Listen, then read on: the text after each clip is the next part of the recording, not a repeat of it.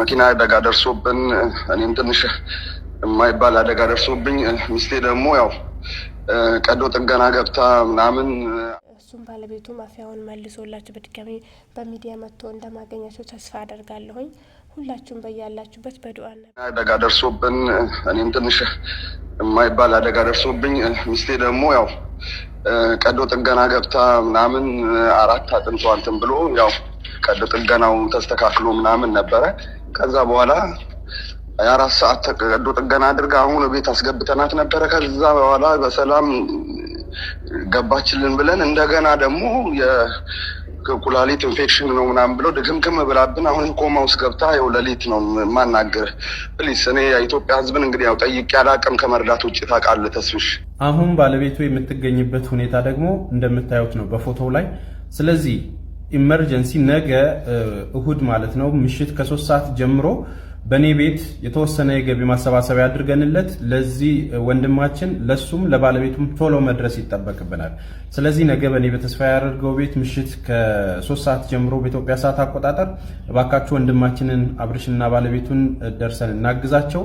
ይህንን ቪዲዮ የምታዩ አረብ ሀገር ያላችሁት ወንድሞች፣ በክፉ ቀኖች የደረሰላችሁት ወንድሞችና ሌሎቻችሁም እንደዚሁም ደግሞ ብዙ ተከታይ ያላችሁ እርዳታው ላይ ያላችሁት ወንድሞቼ ነገ ከ3 ሰዓት ጀምሮ በኔ ቤት እንድትገኙ ይህንንም ቪዲዮ ዲዩት እንድታረጉት በአክብሮት ተጠይቃለሁ። ሰላማችሁ ይብዛ። መልካም ቀን። አሰላሙ አለይኩም ወራህመቱላሂ ወበረካቱ። ሰላም ውድና የተከበራችሁ የዌልዳን ዩቲዩብ ቤተሰቦች እንዴት ናችሁ? ሁላችሁንም ሰላም ብያለሁ። በያላችሁበት ሰላማችሁ ይብዛ። አላህ ይጠብቃችሁ። በያላችሁበት ደህና ሁኑ ኢንሻአላህ። እንግዲህ ለዚህ ቻናል አዲስ የሆናችሁ ይህንን ቻናል ሰብስክራይብ፣ ላይክ፣ ሼር በማድረግ ቤተሰብ ይሁኑ። እንደውም የደውል ምልክቷን በመጫን ኢንሻአላህ በዛሬ ቪዲዮ እንግዲህ አዲስ ቪዲዮ ይዤ መጥቻለሁ። እንደተለመደው ሁላችሁም ላይክ ማድረግ እንዳትረሱ። አመሰግናለሁ ሁላችሁንም ለምትሰጡኝ አስተያየት ሁላችሁንም ከልብ አመሰግናለሁኝ። ዛሬ እንግዲህ ለየት ባለ ቪዲዮ በአዲስ ቪዲዮ ብቅ ብያለሁ። ያው ብዙም ቪዲዮ መስራት ባይመችም አንዳንድ እንግዲህ ዩቲዩብ ብለን እስከሰራን ድረስ ዩቲዩብ ላይ እስከመጣን ድረስ ብቅ ማለት ግዴታችን ነው ማለት ነው እና ስለምታበረታቱኝ ሁላችሁንም ከልብ አመሰግናለሁ። ዛሬ እንግዲህ ሁሉም ብዙ ሰው ባይሰማም አጋጣሚ ቲክቶክ ላይ እና ዩቲዩብ ላይ ዞር ሲል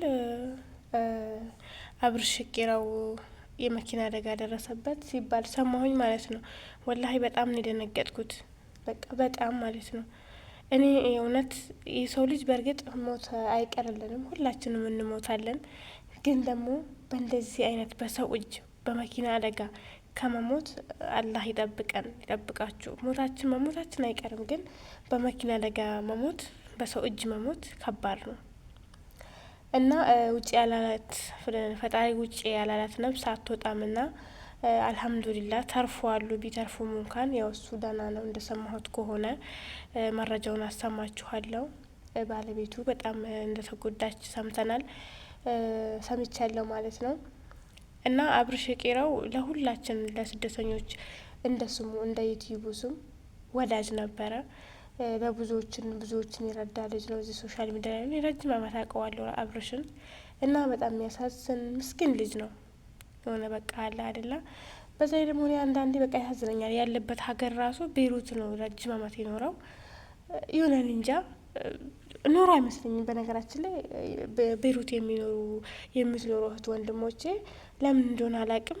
ከድሮ አንጻር ወስጄው ይሁን አሁንም እንደዛ ይሁን በቃ ምንም ሰርቶ ብር ያገኙ ምግብ ያገኙ አይመስለኝም ማለት ነው።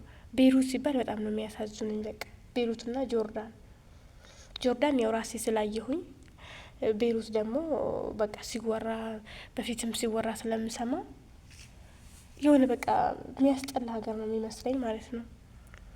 እና ከባድ ነው። አላህ ይድረስለት የፈጠረው አምላኩ። ያው በምክንያት ነው ያተረፈው ደግሞ እስከ መጨረሻው ሚስቱንም ባለቤቱንም ያተርፍለት፣ እሱንም ይጠግነው እና ሁላችንም በቻልነው አቅም ከአብርሽ ጎን ልንሆን ይገባል ማለት ነው። አላህ አፊያውን አድርግለት። አላህ ሚስቱንም አላህ አፊያውን ይመልስላት። እንደ ድሮ ስደተኞችን ለመርዳት የሚበቁ አላህ ያድርጋቸው። ከባድ ነው እና የመኪና አደጋ ከባድ ነው። ውጭ ያላለት ነፍስ አትወጣም እንጂ የመኪና አደጋ እንደሚወራ አይደለም ማለት ነው። እኔ ከዚህ በፊት ደርሶብኛል። ሱብሃንአላህ ድሬዳዋ የምታውቁ ከሆነ ብዙዎቻችሁ በጣም ጉድጓድ ነው፣ ገደል ነው፣ መንገዱ አስቸጋሪ ነው፣ ጠባብ መንገድ ነው፣ ትላልቅ መኪኖች ናቸው የሚጓዙበት እና ወደ ጉድጓድ ደርሰን የሆነ ቦታ ደርሰን ተገልብጦብን ነበርና እንደሚወራ አይደለም። መኪና አደጋ በጣም ከባድ ነው። የደረሰበት ያውቀዋል። የእውነት እንዲህ ታሞ መሞት ሰው አስታምሞ ባያስታምምህ ራሱ ታሞ መሞት ትልቅ ነገር ነው።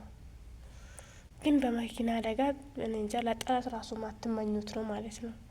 ምንም ከዛ ተነሶ ሲገለባበት ምንም ራሳችሁን አታውቁም። በቃ ምንም ከተረፋችሁ ከተነሳችሁ በኋላ በቃ ማን አጠገባችሁ እንዳለ ምን እንደሆናችሁ ያንን ነው። እሱንም ወዲያው እንደተነሳችሁ እንደወጣችሁ አይደለም፣ ከትንሽ ሰዓት በኋላ ወደ ራሳችሁ ስትመለሱ ታውቃላችሁ ማለት ነው። ግን ምን እንደተፈጠረ በምን መንገድ ምን እንደሆነ እንዴት እንደወረዳችሁ ምናምን ነገር ምንም አታውቁም። ጆሮአችሁ ላይ በቃ ንፋስ ነው የሚነፍሰው ማለት ነው። በቃ ምንም የማሰሙት ድምጽ አለ አይደለም፣ የማሰሙት ንፋስ አለ አይደለም። ጆሮአችሁን በቃ አላህ እንጃ ጆሮአችሁን ዝግት ነው የሚያደርገው። በቃ ምንም ነገር አታስታውሱ፣ ምንም ነገር አታዩም ማለት ነው። ከባድ ነው የመኪና አደጋ። አልሐምዱሊላህ ግን አላህ እንግዲህ ለዚህ አትርፎኝ እኔንም ለዚህ አሁን በህይወት ኖሬ እያወራሁት ነውና ከባድ ነው ለማለት ያክል ነው የጠቀስኩት። ያን ነገር ማስታወስ አልፈልግም እና በሰዓቱ በቃ ምንም ነገር አታውቁም። ከተነሳችሁ በኋላ ከተወሰነ ሰዓት በኋላ ወደ ራሳችሁ ከተመለሳችሁ በኋላ ነው የምታውቁት ማለት ነው። ግን በቃ ቀናችሁ ካልደረሰ በምንም ነገር አትሞቱም። ቀናችሁ ከደረሰ ብቻ ነው። ሰዎች እንግዲህ ይህንን ይመስላል። ይህንን ለማለት ያክል ነው የመጣሁት። እንግዲህ ላይክ አድርጉ። ሁላችንም አመሰግናለሁ። ሰብስክራይብ ማድረግ እንዳትረሱ። በቀጣይ ቪዲዮ እንገናኛለን። ዱአ አድርጉለት፣ ጸሎት አድርጉለት ባለበት እሱም ባለቤቱ ማፊያውን መልሶላችሁ በድጋሚ በሚዲያ መጥቶ እንደማገኛቸው ተስፋ አደርጋለሁኝ። ሁላችሁም በያላችሁበት በዱአና በጸሎት አትርሱት። አመሰግናለሁኝ። በቀጣይ ቪዲዮ እንገናኛለን። ቻው ቻው።